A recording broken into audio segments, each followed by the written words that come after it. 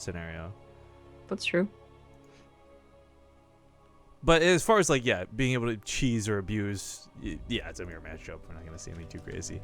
But we are hopping into map number 4. Let me just get the score properly set up to reflect that, as it is a best of 5 here in the round of 8. Spawning in on the top left side of Prion Terraces, it's going to be the blue Terran player, aLive.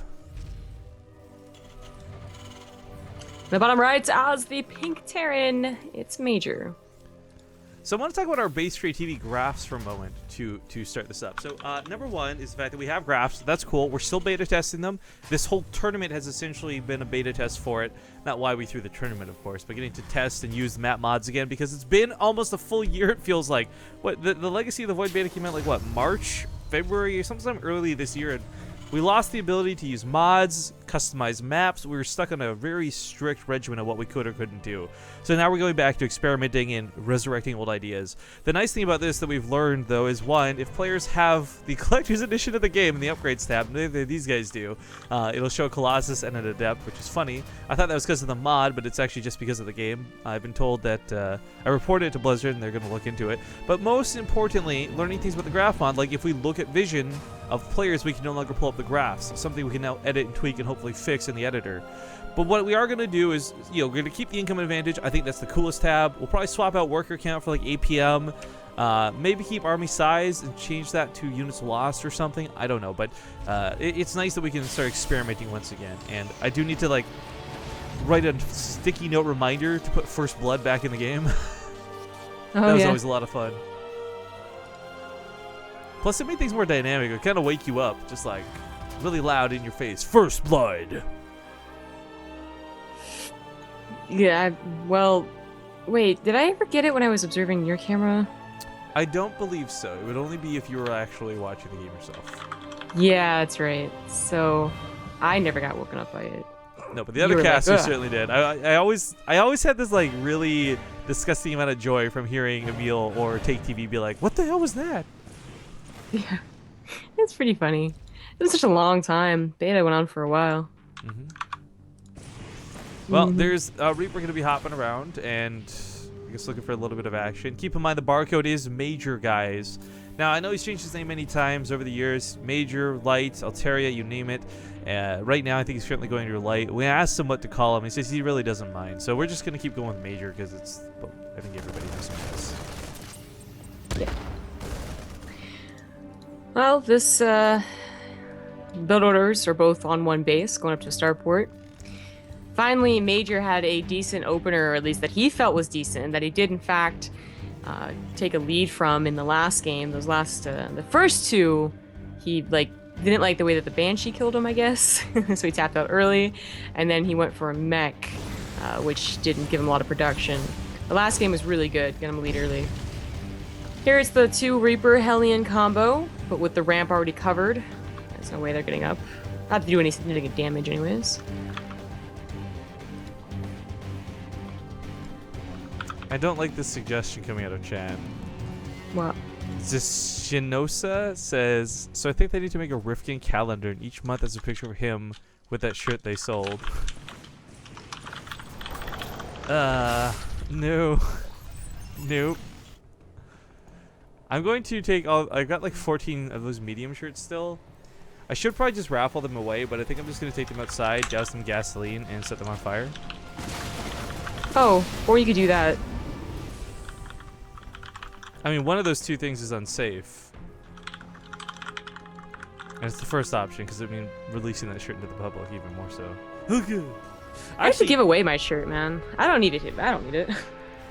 But But could you actually, no, it's probably a good idea to give it away.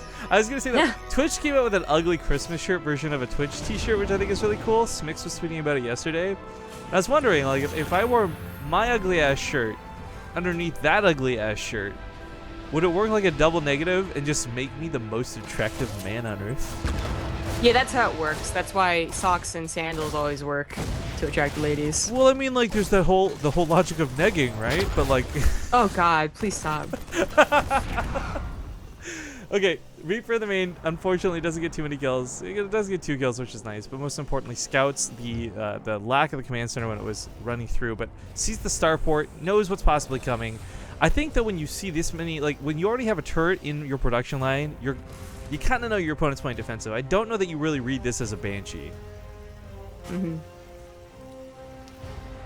Oh, Major once again takes a lead in workers early on. This is what happened last game, and aLive was never really able to do anything about it. He went for a drop build that didn't do anything with the drop, and this game he just doesn't have very much of anything to harass with. The Raven technically can use like auto turrets if they can sneak around, but honestly, aLive's Raven last game tried to be sneaky and failed. This drop just is going to give up. Yeah. So I don't know if the bot's working or not, by the way, too, guys. It's been really wonky. But just to take a small moment while the action picks up, we have reportedly close to 500 entrants in that raffle for the Void headset giveaway. It's a pair of the headsets that Zombie and I currently use. Of course, they're Voids. They gave us one. Ooh, nice shot on the wood mine. Kills the Viking. To kind of celebrate Legacy of the Void launch to give away. So if you guys type !Void in chat, yes, it's going to spam and probably break the bot, but it will give you a link to follow and have a chance to win that raffle and that giveaway for the headset. About a week to go until it closes. But that Viking pickoff is more than just getting a nice shot on a unit. This one was probably going to kill a Hellion too at this rate. Major was already last game dominating the skies, and he might just be able to pull that off again. He's already got quite a decent count here, and more coming behind it. 2 more on the way, in fact.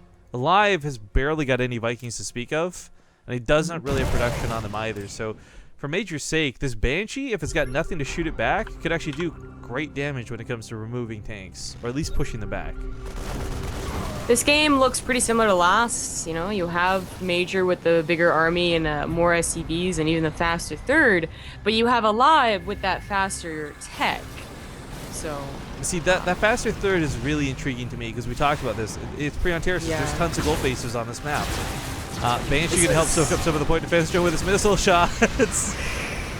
This is what we see on pre-on-terraces all the time, though. Inevitably, one person is contained on 2 bases specifically, and the other one does take that third as the gold. And of course, usually the one containing is the one to win. So aLive, through barely anything really happening until now, was already behind, and now you have even more bad things happening for aLive, like losing that air control, having a Banshee to worry about, sniping off tanks if you're not very careful. There really is not a lot of air. The tanks are going to set up the Marines on the low ground, so this Banshee's free to kind of just maneuver about however it pleases. aLive aware of this, fully pulling back those tanks.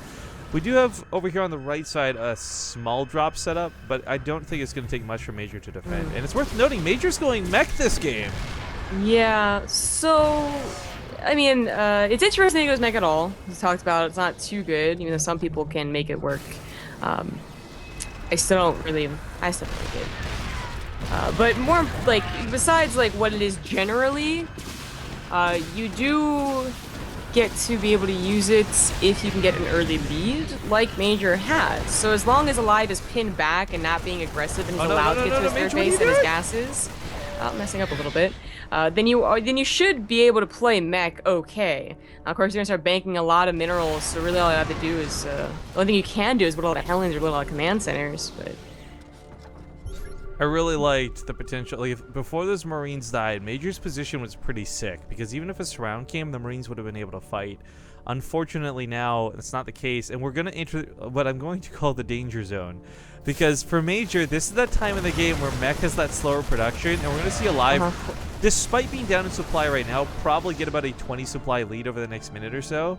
If that ends up being the case, Major could be in a lot of trouble. This third base is also, it's nice, it's a gold, but it's also quite exposed.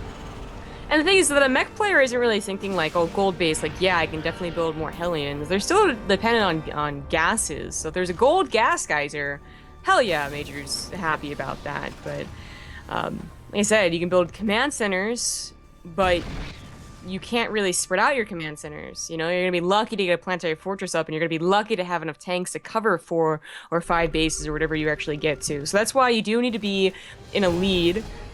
Quite a good lead to begin with if you're going to go mech, which Major was in, and you also have to play like really smart, like some really good mech to actually make it work, especially against someone who was, if they're good at Heart of the Swarm, Bio versus Mech, they're gonna be amazing at Legacy of the Void Bio versus Mech. Really, how many people were good at Heart of the Bio versus Mech, right? I feel like that Beyond, list basically. is beyond. Yeah, that's about it. Yeah, you know, people would be good against it, but of course it would still be the overpowering of Mech that would win. You know, though, here's the thing, right? One of the big things that Bio has the advantage of is the ability to doom drop a lot more easily.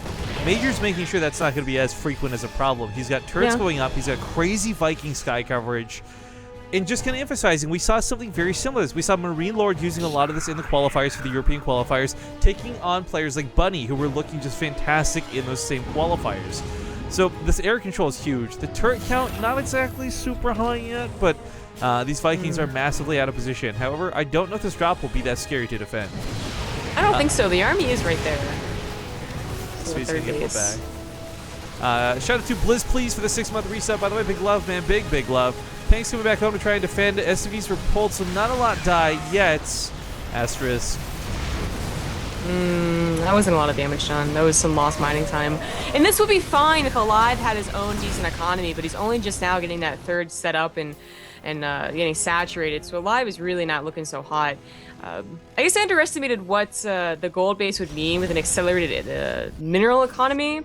One of the biggest problems is, of course, with Mech just being able to not spread out your units. So you can get those missile turrets up and ready to go a lot quicker on this base than on this map than some other maps. Oh, no! Well, that's not what aLive needed. That was not a great time to transfer SCVs, is what that comes down to. Major either really lucky or really smart. Predicts that really nicely. Now, you talk about the mineral economy, you talk about spread out your units on this, but I guess one of the other things the gold base really does, and this kind of not quite shown yet, is the abundance of turrets, right? If you've got all that extra income, you've got all those minerals to spend, throw down 14 extra turrets and just lock down your production from ever being dropped. That's what I was talking about. Oh, sorry, I misunderstood then. I thought you were just simply talking about production for like units. That's my bad. No. Yeah, that's what I was. Or maybe I didn't get there because the Hellions were talking. Either way, that's where I was going. Was like, yeah, you can build missile turrets, which you usually can't do too cheaply or too quickly on other maps. Yeah.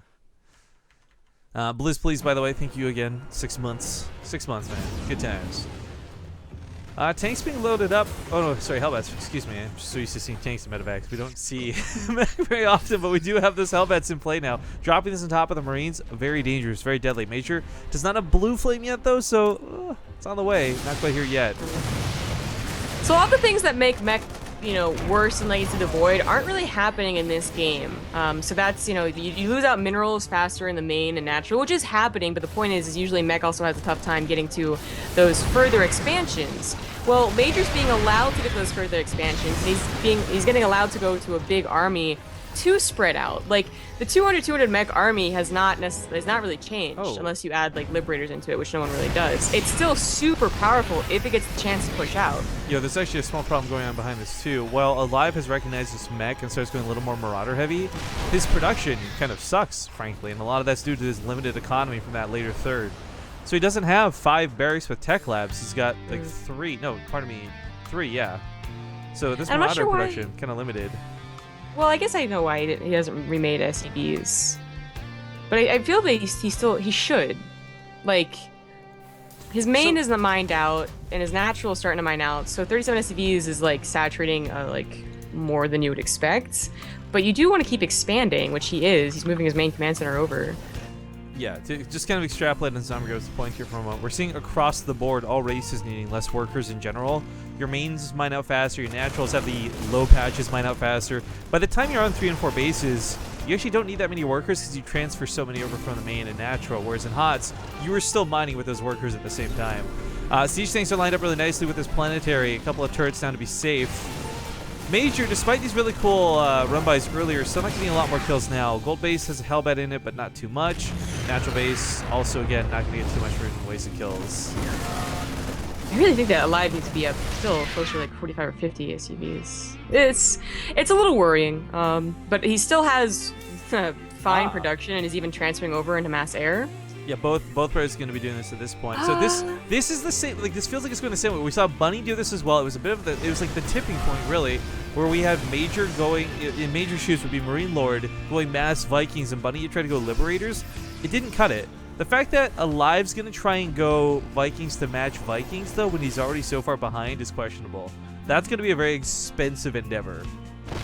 It's expensive, yes, but it also means that he has a lot more time. Now he does. I don't think he knows it. I don't think he knows that Major is going for a bunch of starports. No, he doesn't. Hasn't scanned yet. But he, it is happening.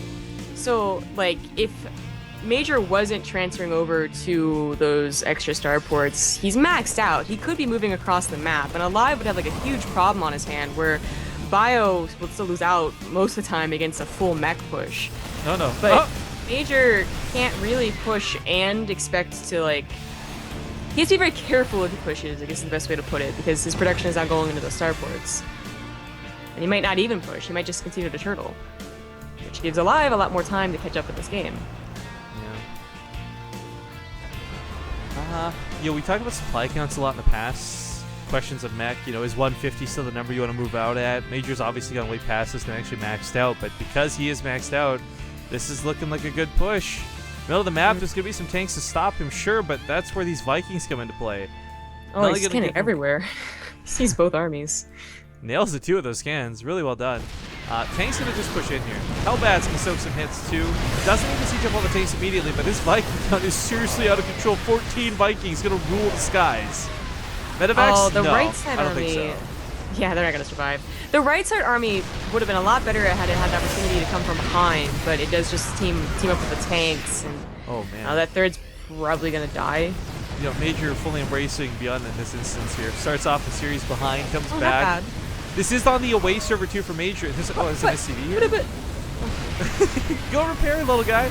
Oh no, lifting the command center is the worst thing you can do. There's more Vikings than there are tanks.